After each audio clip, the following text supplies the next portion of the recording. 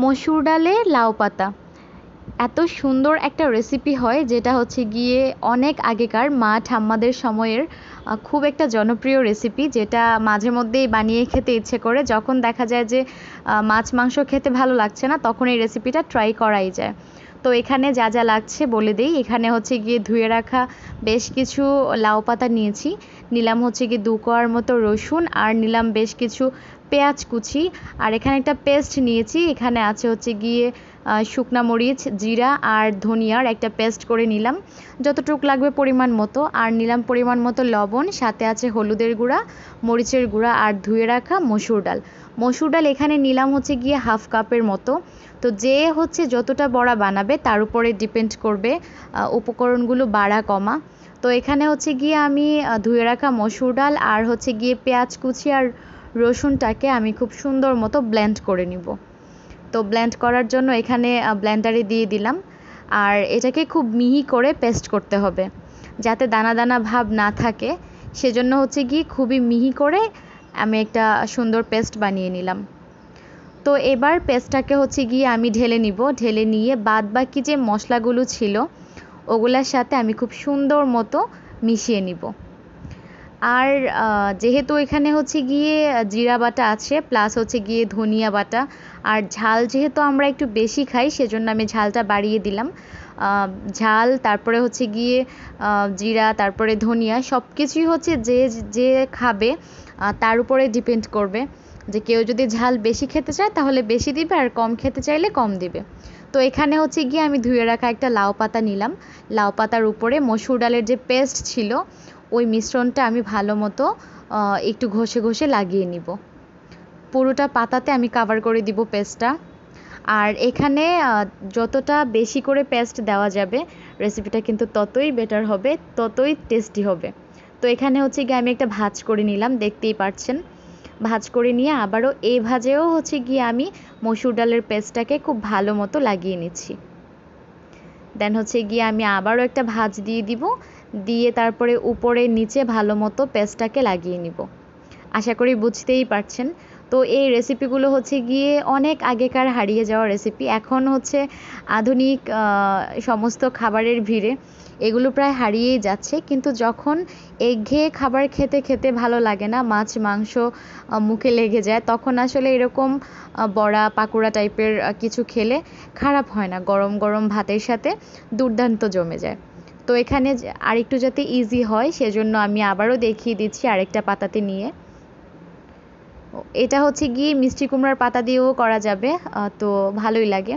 সেই সাথে যদি পুঁই শাক আনা হয়, পুঁই শাক পাতা দিয়েও হচ্ছে গিয়ে এই রেসিপিটা করে নেওয়া যাবে।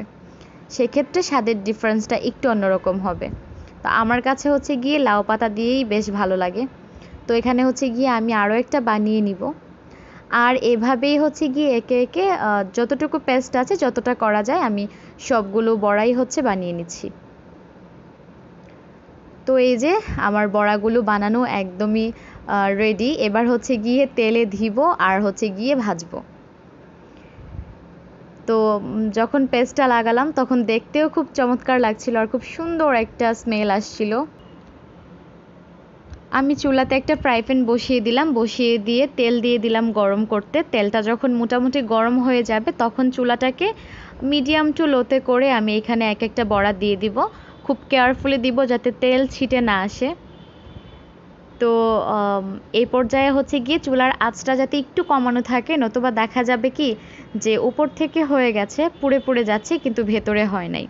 যেহেতু পেস্ট একটু বেশি দিলাম, তো সেজন্য হচ্ছে গিয়ে চুলার আঁচটাকে কমিয়ে দিয়ে তারপরে ভাজতে হবে।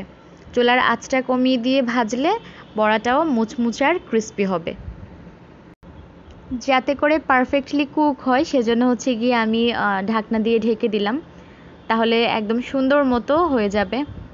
আর এখানে হচ্ছে গিয়ে বড়াটা তেলে দেওয়ার সাথে সাথে এত সুন্দর একটা অ্যারোমা ছড়াচ্ছিল কি বলবো। সেই সাথে হচ্ছে গিয়ে জানালার এক টুকরো ফাঁক দিয়ে সুন্দর আকাশ দেখা, তো টোটাল মিলিয়ে একদম জমে ক্ষীর। আর বিকেল হলেই কেমন জানি একটু মুচমুচে কুড়মুড়ে খাবার খেতে ভাল লাগে।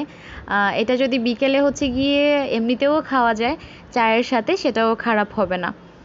তো এই যে রেডি করে নিলাম একটা একটা করে সবগুলা বড়া। খুব সুন্দর মতো হয়ে গেল।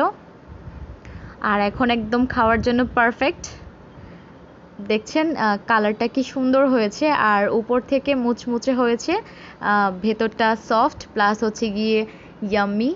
তো একবার হচ্ছে গিয়ে ট্রাই করে দেখতেই পারেন। তো যেহেতু আমি এটা দুপুরবেলা বানিয়েছিলাম, তো আমি এখানে ভাত নিয়ে নিলাম। মাছ আর মাংস সব কিছু বাদ দিয়ে এরকম একটা বা দুটো পাকোড়া দিয়েই একটা প্লেট ভাত খেয়ে নেওয়া যাবে, কোনো ব্যাপার না।